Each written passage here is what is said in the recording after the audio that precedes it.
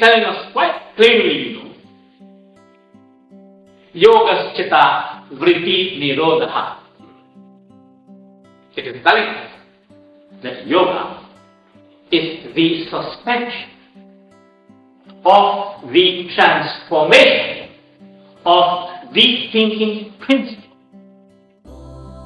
Listen to this carefully. Yoga is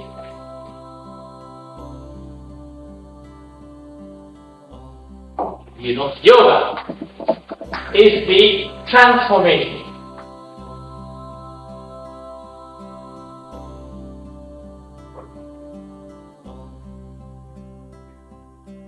Is the suspension of the transformation of the thinking principle.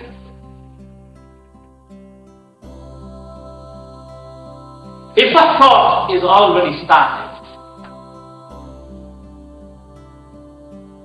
you can do very little about it. It is just like holding the pistol in your hand and you pull the trigger. Once the bullet shoots out there, very little you can do to bring it back. Because it's gone. And it is going to hit the target, regardless of what it is, because that bullet do not discriminate. You might feel sorry after, but it is already done. The action is taken. You see? So we must know how to suspend that thought.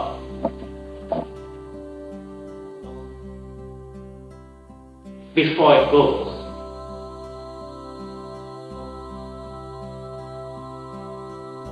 Suspension is very important. Because if you do not know the technique of suspending, you can't do anything about it. You know, it is just like a car. The car has, a gearbox.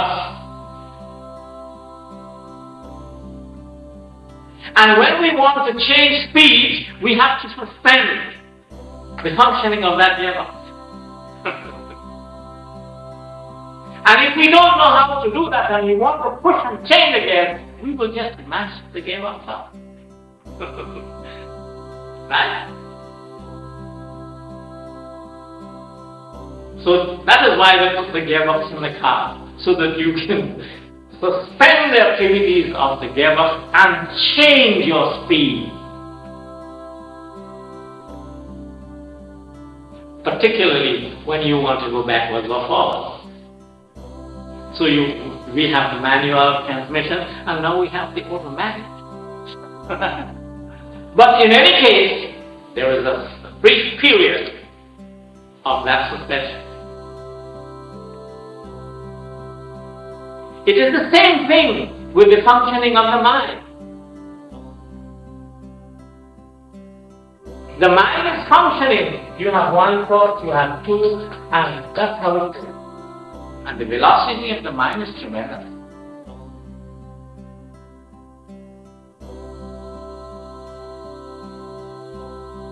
The velocity of the mind, the capability of the mind, the power of the mind is fantastic. 99.99% of the people don't know this function, this velocity, how to control it, how to use it, how to concentrate it. Because we spend all that time outside. We want to do this, we want to do that, we want to go here, we want to come here, we want to go into business, we want to become billionaires, and so we spend all our time outside utilizing that energy. And then the mind becomes weak. Your mind needs energy to function. And when that energy becomes low, when it runs out, the mind becomes tired. It cannot think properly, and you go to sleep.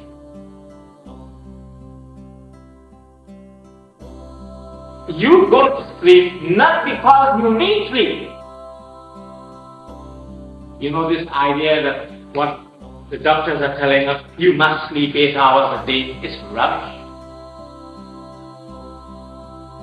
Because some people sleep up to 16 hours a day and they are still not awake.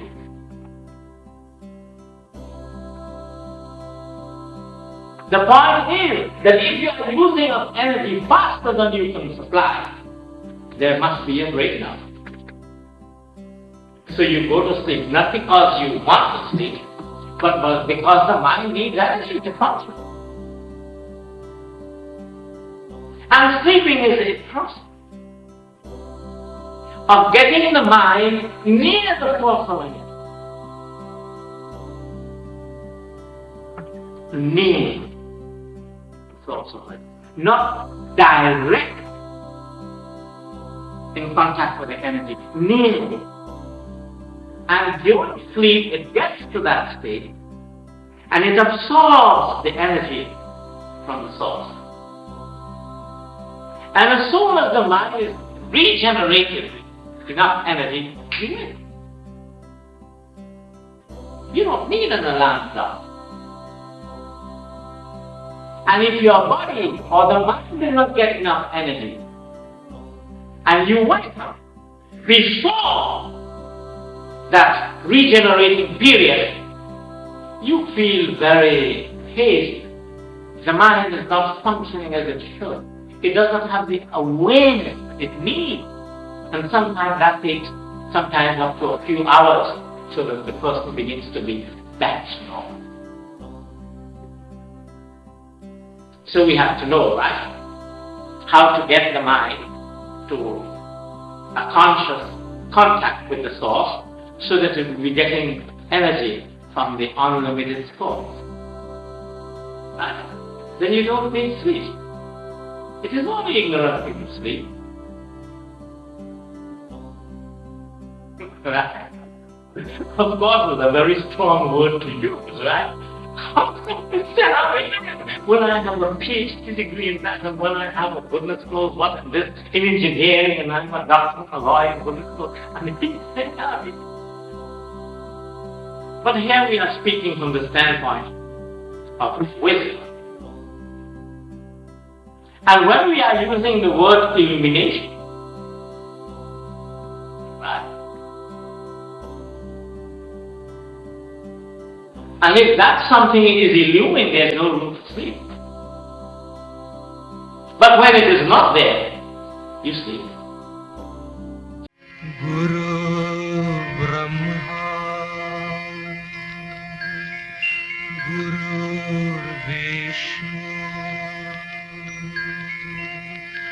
Guru Devo Maheshwara,